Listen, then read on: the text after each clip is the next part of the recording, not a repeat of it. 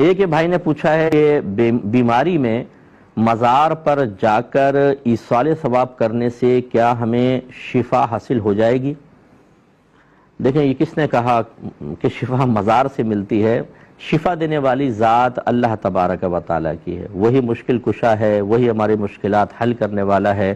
بیماریوں، مشکلات، پریشانیوں کو دور کرنے والی ذات فقط ہمارے اللہ تبارک و تعالیٰ کی ہے۔ لیکن اللہ تعالیٰ کی طرف متوجہ ہونے کے لیے خود اللہ تعالیٰ نے اپنے حبیب کریم صلی اللہ علیہ وسلم کے ذریعے ہمیں بہت سارے وسائل اور ذرائع کی طرف متوجہ کیا ہے۔ جیسے خود قرآن میں اللہ نے فرمایا کہ وَلَوْ أَنَّهُمْ إِذْ ظَلَمُوا أَنفُسَهُمْ جَاءُوكَ فَاسْتَغْفَرُوا اللَّهَ وَاسْتَغْفَرَ لَهُمُ الرَّسُولُ لَوَجَدُوا اللَّهَ تَوَّابًا رَحِيمًا۔ اے حبیب، ان لوگوں سے کہیے کہ اگر یہ اپنی جانوں پر ظلم کر بیٹھیں، یعنی گناہ کر بیٹھیں، کیا کریں؟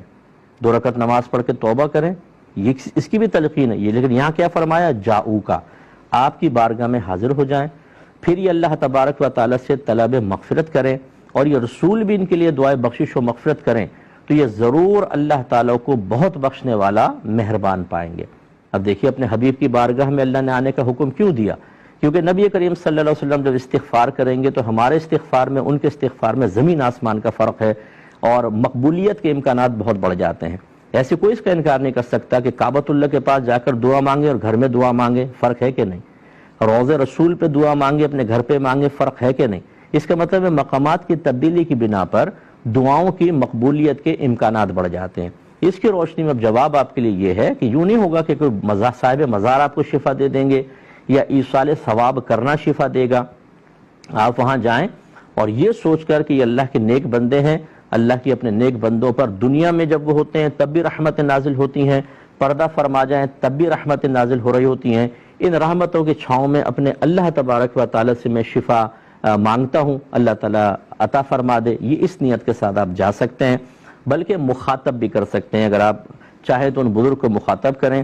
ہمارے نبی کریم صلی اللہ علیہ وسلم جب قبرستان جاتے تھے تو السلام علیکم یا اہل القبور فرماتے تھے، مخاطب کرتے تھے، اے قبر والو تم پر سلام۔ اس کا مطلب ہے وہ سنتے ہیں۔ یہ حدیث میں بھی ہے، سرکار نے فرمایا جب تم سلام کرتے ہو مردہ اس کا جواب دیتا ہے، لیکن تمہیں اس کے جواب کا شعور حاصل نہیں ہے۔ سلام بھی دعا ہے اور جواب بھی اس کی دعا ہے۔ اس کا مطلب ہے جو عام آدمی مردہ قبر میں ہے وہ بھی آپ کی آواز سنتا ہے اور آپ کو دعا دیتا ہے، تو صاحب مزار اگر اللہ کے واقعی نیک بندے ہیں تو آپ ان سے عرض کر سکتے ہیں اس طرح کہ حضور آپ اللہ کی بارگاہ میں میرے لیے دعا کر دیں کہ اللہ مجھے شفا عطا فرمائے۔ شفا صاحب مزار نہیں دے گا، شفا اللہ تبارک و تعالیٰ دے گا۔ یہ ہو سکتا ہے کہ اللہ تعالیٰ ان کی زبان میں وہ تاثیر عطا فرمائے کہ وہ دعا کریں فوراً ہو جائے، یا بعض اوقات ایسا ہوتا ہے کہ کچھ فضیلتیں ایسی اللہ کسی کو دے دیتا ہے کہ وہ باعث شفا بن جاتے ہیں۔ جیسے حضرت عیسیٰ علیہ السلام اپنے زمانے کے لوگوں کو، خود قرآن میں ہے کہ میں مادرزاد اندھوں کو بینائی دے دیتا ہوں، جسم پہ ہاتھ پھیرتے تھے کوڑ کا مرض، برس کا مرض ختم ہو جاتا تھا۔ تو یہ اللہ تبارک و تعالیٰ نے آپ کو دیا تھا، یہ معجزہ عطا فرمایا تھا۔ اسی طریقے سے کرامات بھی ہوتی ہیں۔ اس کے پیش نظر آپ بہرحال جا کے یہ دعا کریں کہ اللہ تعالیٰ مجھے شفا دے دیں، ان بزرگ کے وسیلے سے، یا ان سے بھی کہیں کہ دعا کر دیں، اللہ تعالیٰ کرم فرمائے گا۔ یہ صحیح طریقے ہیں اور یہ صحیح عقیدہ ہے جو میں نے آپ کی خدمت میں ذکر